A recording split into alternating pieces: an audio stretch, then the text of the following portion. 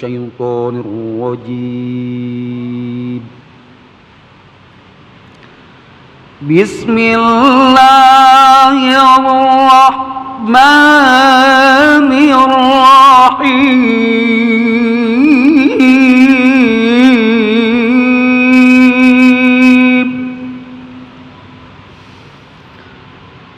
وإذا حييتم بتحية فحيوا بأحسن منها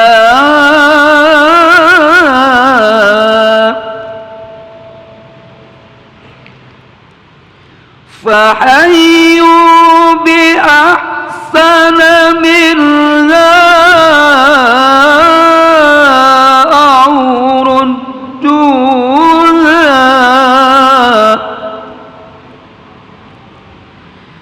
إن الله كان على كل شيء حسيبا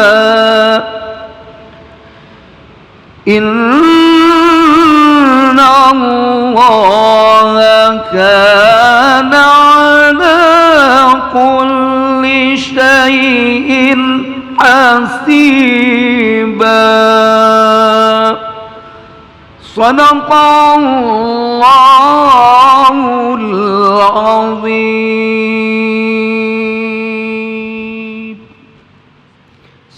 Terima kasih banyak Ustadz Nuruddin. Kita mendengarkan pembacaan ayat suci Al-Quran Surah An-Nisa ayat 86. Tema kita masih tentang belajar menghargai orang lain. Tadi kita sudah mendengarkan tausiah dari atau juga kajian tafsir dari salah seorang pimpinan Pondok Pesantren Tebu Ireng yaitu Kiai Haji Nur Hanan. Nah sekarang saatnya kita simak tausiah dari Dr. Abdurrahman Akase. Waktu dan tempat kami persilakan, silakan Pak Dokter.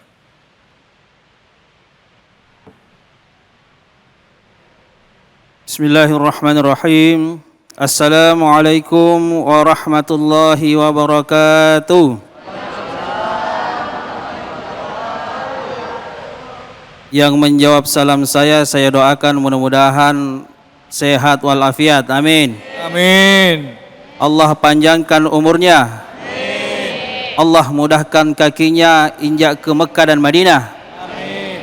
Allah lunaskan utangnya. Amin. Banyak semua utangnya di sini. Aminnya paling kencang. Yang tidak jawab salam saya doakan. Ya. Gimana, Pak? Saya pas utangnya banyak, saya aminnya paling kencang tadi Ustaz. Ya, yang tidak jawab salam saya doakan baik-baik. Makanya saya ulang sekali lagi. Assalamualaikum warahmatullahi wabarakatuh.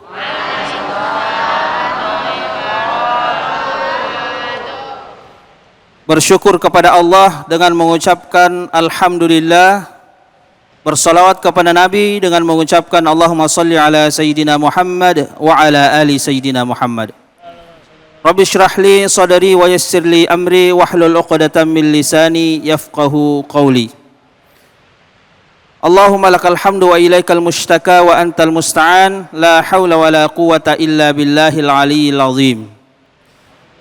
Pemirsa Cahaya Hati yang ada di rumah maupun di studio yang dirahmati Allah Subhanahu wa taala. Bagaimana kabar Ibu, sehat? Bapak-bapak sehat? Ustaz David sehat? Ya, mudah-mudahan kita semua diberikan kesehatan oleh Allah Subhanahu wa taala. Amin ya rabbal alamin. Adapun tema kita pada hari ini tadi sudah dibacakan oleh qari kita. A'udzubillahi minasyaitonir rajim. Wa idza huyyitum bi tahiyyatin fahayyu bi ahsana minha aw rudduha innallaha kana ala kulli syai'in hasiba. Menurut Profesor Dr. Quraisy Shihab mengatakan bahwa wa idza huyyitum itu adalah berasal dari kata-kata haya, menghargai, atau hidup, atau tahu diri. Artinya apa? Artinya kita harus tahu diri bagaimana ketika ada orang yang memberikan suatu penghargaan, kita tahu dirilah. Kalau bahasa Inggrisnya is'al, ya, isngaleta. Kalau bahasa di kampung saya. Wa idza huyyitum bi tahiyyatin fahayyu bi ahsana minha aw rudduha. Apabila ada orang memberikan penghargaan, apabila ada orang memberikan penghormatan, maka balaslah penghormatan itu lebih daripada itu, atau minimal setimpal. Contoh, ibu saya kasih contoh ya. Kalau ada tetangga yang kasih kita tahu tempe lauknya, kita balas dengan telur. Ada yang ngisi kita telur, balasannya apa? Di atasnya lagi ikan. Ada yang ngasih kita ikan, di atasnya lagi apa? Ayam. Ada yang ngasih kita ayam, di atasnya lagi apa? Daging. Auruduha, atau semisal kita balas, kita dikasih telur, ya balaslah dengan telur. Kalau kebiasaan saya dalam keluarga, biasanya Mas David, kalau ada yang memberikan makanan, tidak boleh piringnya itu kosong. Anggaplah dia bawa kue, jadi apapun yang ada di rumah, atau kalau misalkan tidak ada kue atau makanan di rumah, minimal disuruh simpang dulu piringnya, nanti ada makanan baru kita isi dengan makanan atau lauk, baru kita antar ke tetangga kembali. Itu cara menghargai sesama manusia. Kita balas lebih baik atau minimal, jangan pulang kosong. Itu namanya tidak menghargai. Oleh karena itu dalam Islam mengajarkan, minimal yang diajarkan itu adalah bagaimana kita menjawab salam lebih. Contoh, ketika ada orang mengucapkan assalamualaikum, kita jawab Waalaikumsalam. Waalaikumsalam warahmatullah, minimal. Contoh, assalamualaikum warahmatullah, jawab. Ditambah assalamualaikum warahmatullahi wabarakatuh. Tambah coba. Itu tidak boleh ditambah lagi. Mentok sudah. Waalaikumsalam warahmatullahi wabarakatuh. Artinya ketika ada orang yang memberikan salam, kita lebihkan. Ya, jangan kurang. Orang assalamualaikum warahmatullahi wabarakatuh, jawabnya apa? Waalaikumsalam. Apalagi ibu-ibu sudah capek kayaknya ya. Jawabnya waalaikumsalam. Itu tidak setimpal. Makanya dalam Islam Allah menyuruh kita membalas kebaikan orang, penghormatan orang lebih baik. Ya. Karena dalam Islam ada dua cara membalas makna penghormatan orang. Yang pertama ada namanya pasif, yang kedua ada namanya aktif. Kalau aktif, kita menghargai orang. Pertama, kalau ada orang di dekat kita, ya, ada orang di dekat kita, kita tanya, dari mana bang? Kampungnya di mana bang? Kerja sekarang apa bang? Berapa anak? Itu namanya aktif. Tetapi bisa juga kita menghargai orang tanpa aktif, kita pasif. Ada orang duduk di dekat kita, kita diamin aja, diam aja. Itu bagus gak? Bagus. Yang penting kita tidak mengganggu. Makanya dalam Islam diajarkan, kalau kau tidak bisa memberikan hadiah orang, minimal jangan mengambil hak orang. Kalau kita tidak bisa memuji orang, jangan mencelah. Karena ada juga orang begitu, tidak bisa memuji, mencelah. Ada ibu-ibu lewat, tetangganya lewat, tidak ngomong, gini aja bu, apalagi ibu-ibu ini yang ketawa nih, tidak ngomong. Kenapa? Kenapa? Bajunya kredit. Mang urusan lo, bukan lo juga yang bayar. Kenapa? Lipstiknya palsu. Kok tahu? Melengket di giginya. Mau semua diurus. Ya. Intinya dalam Islam, kalau kita tidak bisa memuji, ya minimal jangan mencela. Kalau kita tidak bisa memberikan hadiah kepada orang, jangan ambil haknya. Itulah dalam Islam indahnya. Makanya tadi dalam tema dikatakan bahwa bagaimana bersikap baik kepada tetangga. Tadi sudah disampaikan sedikit oleh guru kita. Kata Nabi kita Muhammad sallallahu alaihi wasallam, "Man kana yu'minu billahi wal yawmil akhir falyukrim jarahu." Barang siapa yang beriman kepada Allah Subhanahu wa taala dan hari akhir, maka hendaklah berbuat baik kepada tetangganya. Apalagi kata Nabi, "Wallahi la yu'min, wallahi la yu'min, wallahi la yu'min." Demi Allah tidak beriman.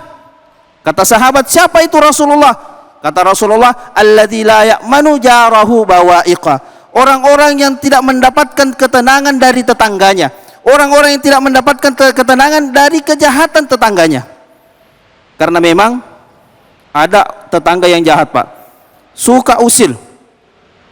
Ya apalagi kalau di kampung-kampung itu, apalagi perkampungan rame, kadang-kadang ada orang putar lagu dangdut keras, kencang banget.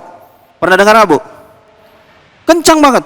Kita punya tamu nggak bisa ngobrol, terpaksa kita teriak-teriak, kamu dari mana? Saya dari situ. Sama siapa? Terpaksa tamu kita teriak-teriak. Kenapa? Tetangga mengganggu. Padahal dia tidak tahu bagaimana cara bertetangga. Seandainya dia tahu bahwa mengganggu tetangga kita, dia tidak akan mengeras suara TV-nya, suara dangdutnya, suara speakernya, tidak akan mengeraskan. Kenapa? Karena dia tahu seandainya saya membunyikan besar-besar ini, mungkin pikirannya supaya tetangga saya juga mendengarkan dangdut dengan gratis. Tetapi tidak sadar bahwa tetangga kita ada orang tua perlu istirahat, tidak sadar bahwa ada tetangga kita yang sakit perlu istirahat. Inilah semua yang diganggu. Oleh karena itu hadirin dimuliakan Allah Subhanahu wa taala, pemirsa Cahaya TV yang berada di rumah maupun di studio yang dirahmati Allah Subhanahu wa taala. Rasulullah sallallahu alaihi wasallam pernah dikatakan didatangi oleh sahabat, wahai Rasulullah, ada si fulan, dia rajin ibadah, dia rajin zakat, dia rajin sholat, bahkan sholatnya qiyamul lail. Tetapi satu saja kekurangannya, dia suka menjelekkan atau menyakiti hati tetangganya. Bagaimana Rasulullah? Kata Rasulullah, dia penghuni neraka. Kata Umar, kok bisa ya Rasulullah? Dia kan rajin ibadah. Dia hanya memperbaiki hubungannya kepada Allah, tetapi dia tidak mempunyai hubungan kepada sesama manusia. Oleh karena itu, hablum minallah wa hablum minan nas itu sangat penting, Bu. Jangan sampai kita selama ini rajin beribadah, ya. Jangan sampai selama ini rajin berdoa kepada Allah, tetapi kita lupa bahwa ada tetangga kita yang butuh, tetangga kita ada yang kelaparan, tetangga kita ada yang kedinginan, yang mestinya kita bantu, kita tidak pernah bantu. Oleh karena itu, ya, Al-Adawiyah pernah ingin menjual rumahnya. Rumahnya ini harganya 100.000 dirham. Ketika ada pembeli datang, apa kata Al-Adawiyah? Harganya ini 100.000 dirham. Dijuallah dan transaksilah, diambillah uangnya, tetapi Al-Adawiyah minta tambahan. Kenapa? Saya punya tetangga yang baik sekali. Sa'id Ibn al-As namanya. Sa'id Ibn al-As ini adalah baik sekali tetangga saya. Tetangga saya ini katanya ketika saya butuh bantuan dia langsung menolong saya. Ketika dia punya makanan dia langsung mengantarkan makanan. Sangat baik tetangga saya. Engkau mau memberi mahar berapa? Apa kata pembeli ini? Saya tidak mau. Saya belum tahu. Siapa tahu kau ngarang. Kata Al-Adawiyah, kau harus menambah maharnya. Gara-gara itu tidak mau pembeli, dia membatalkan jual belinya. Akhirnya apa? Kembalikan sertifikat rumah saya, ambil uangmu. Saya tidak jadi membeli. Kemudian Sa'id Ibn al-As mengetahui bahwa Al-Adawiyah tidak jadi menjual rumahnya karena ingin memberikan mahar kepada saya sebagai tetangganya. Akhirnya apa? Sa'id bin As memberikan uang 100.000 dirham. Apa katanya? Bu, kalau kau butuh uang ini 100.000 dirham, saya beli rumahmu, tidak usah kau pindah. Subhanallah. Ini tetangga, contoh tetangga yang sangat baik. Makanya Rasulullah SAW mengatakan bahwa apabila engkau masak makanan, masak masakan, apalagi kalau keluar baunya, Bu, ya, masak goreng ayam atau goreng tempe yang bau-bau lah, yang harum. Jangan sampai kita menyiksa tetangga tanpa memberi. Bahkan kata Nabi, ya, kalau kau masak sayur, perbanyak kuahnya. Masak daun kelor, Bu, tahu daun kelor? Walaupun satu biji, Bu, satu doang, satu. Daunnya satu doang, tapi airnya satu panci. Kayak apa rasanya, Bu?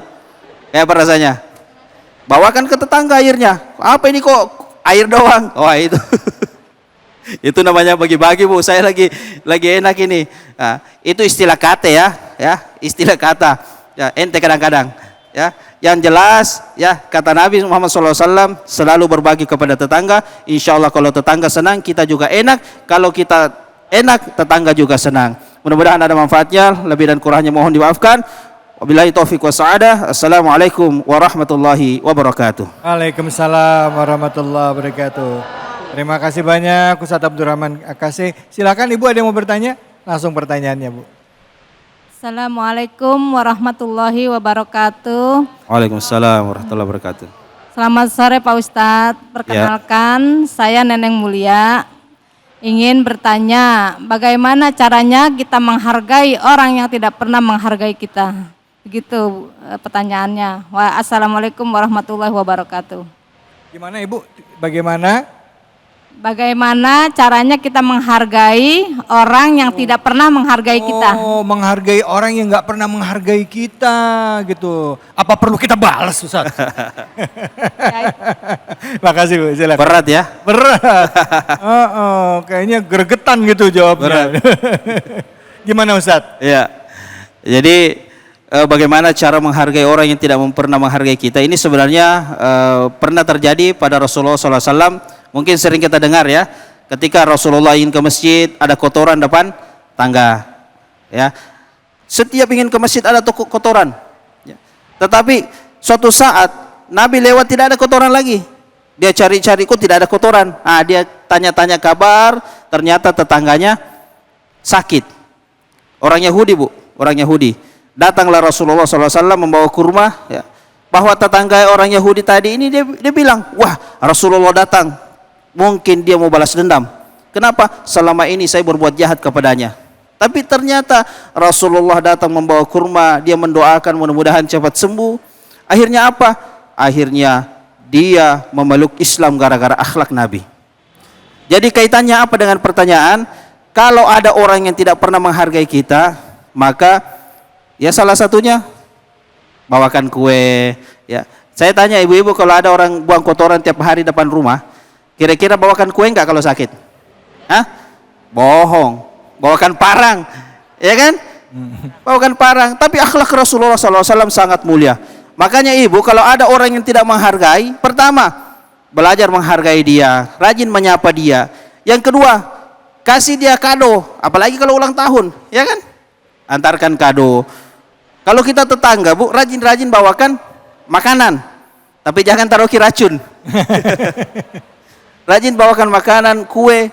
Insya Allah kalau dia melihat kita baik, sangat baik, kemudian dia mengatakan bahwa ini saya jahat kepada dia, tapi ternyata dia baik sekali sama saya, dia akan terketuk hatinya, dia akan kembali baik. Kalau ibu banyak uang, umrahkan.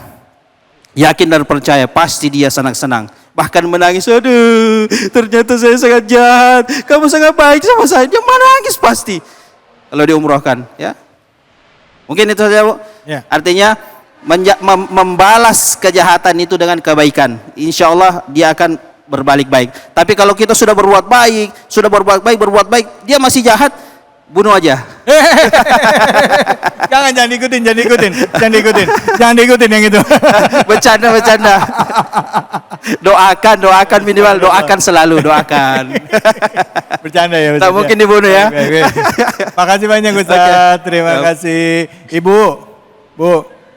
Untuk menghargai orang yang nggak menghargai kita, nggak bisa seperti ngebalikin telapak tangan, ya. Harus latihan, ya. Pertama kayak tadi, kalau dia jahat, kita bales nggak jahat sama dia. Memang berat. Iya kan? Coba lagi untuk ngilangin perasaan dongkolnya, kasih hadiah, tapi ikhlas, ya. Masih nggak dihargain lagi, kasih hadiah lagi. Masih nggak dihargain, kasih hadiah lagi. Insya Allah Bu. Ibu yang makin mengkel nantinya. Enggak. Insya Allah hati ibu akan dilembutin sama Allah. Enggak, ini benar ibu. Karena Rasulullah salah satu triknya begitu ya. Orang yang jahat sama Rasulullah itu luruh hatinya. Kenapa? Karena kemuliaan akhlak Rasulullah kepada orang yang membencinya, orang yang memusuhinya. Makanya banyak orang yang masuk ke dalam Islam. Insya Allah. Ya Bu ya. Amin ya Rabb. Begitu ya Ustadz ya? Ya, betul. Baik, alhamdulillah. Terima kasih banyak. Ibu, makasih banyak Ustadz. Yang terakhir Ustadz ngomong jangan didengerin yang tadi ya. Yang saya ngomong juga jangan dengerin. Terima kasih. Mudah-mudahan apa yang disampaikan bermanfaat. Setelah ini kita akan berdoa bersama dengan guru-guru kita yang hadir. Dan tentunya jangan kemana-mana ya. Kita akan doa bersama-sama. Hanya di sini. Di Cahaya Hati Indonesia.